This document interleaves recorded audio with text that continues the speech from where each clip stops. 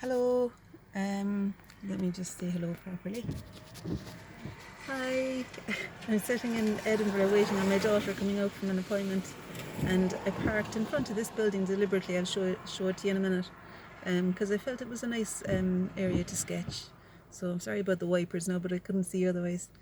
I'm just going to do a little drawing of that building there, and the tree kind of in field beside it on this piece of paper here. Okay, so that's my plan. You can forgive a bit of shaking now because I'm holding the phone as I draw. I feel like it's quite a nice place to start with the line of the tree up there, you know, the horizon line. So I mostly focus the camera on my drawing. Let's just see. Yeah, I'm trying to make a kind of a scribbly, to give a scribbly quality to the edge there, because that's how I'm holding the pen quite far up and loosely holding it so that the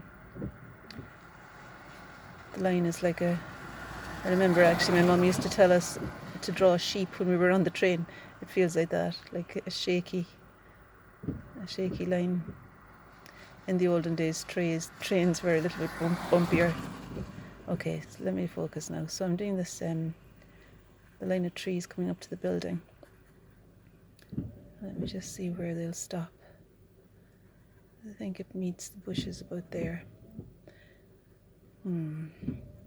See, because I kind of like the lower half as well. I want to capture something of this area too, recognizing that I have 4 minutes. So that's quite a nice thing to have, that slight sense of urgency about me, in a good way, you know, kind of urgency that makes me select what's important rather than the kind of urgency that makes me stress out.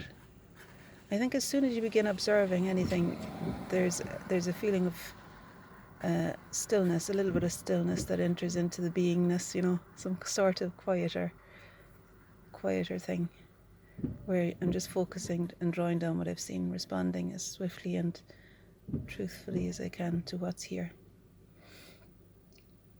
So I've moved on now to doing the top of the building. So it's the chimney. Alright, I feel like I want to be a bit more fluid. There's 4 stacks in the chimney there.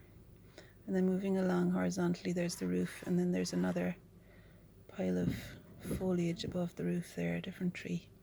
Again, I'm holding the pen a little bit more loosely again now, so that, like, as soon as I notice myself getting a little bit firm holding the pen, I recognize that my drawing too begins to be firm, and I want it to have an organic, I want to feel an organic kind of a flow here, so I'm keeping the radar up for any tension arising best I can. And remembering, of course, the helpful act of breathing. And I must remember the next time to bring a tripod, because it's slightly tricky. That's an insurance thing now, holding the phone is slightly tricky. Okay, here's the sign in front. I mean, it's nice here, there's quite a bit of action. There's people wandering around and cars driving to and fro, the lights changing from red to green. And the car parked there, waiting on the light changing. There's a car. And there's the lights changing as I draw them. And then these islands. Let me see, how much time have I got now? Just over a minute. So I want to describe something of the lower half of the building here. There's the shop front there. Okay.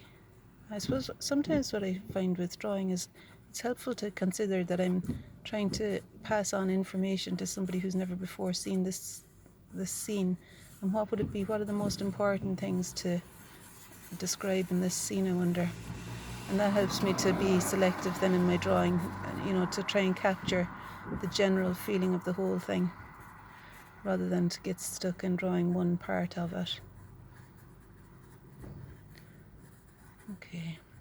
And things that are straight lines can be described in organic marks, you know. Relocate that now, because that's actually up there, that arrow. Okay, let's 20 seconds. If I get cut off, I just want to let you know that it's been a pleasure spending time with you this evening. Oh, there's a lovely arch there I'm missing. And some bollards. Okay, so that's it.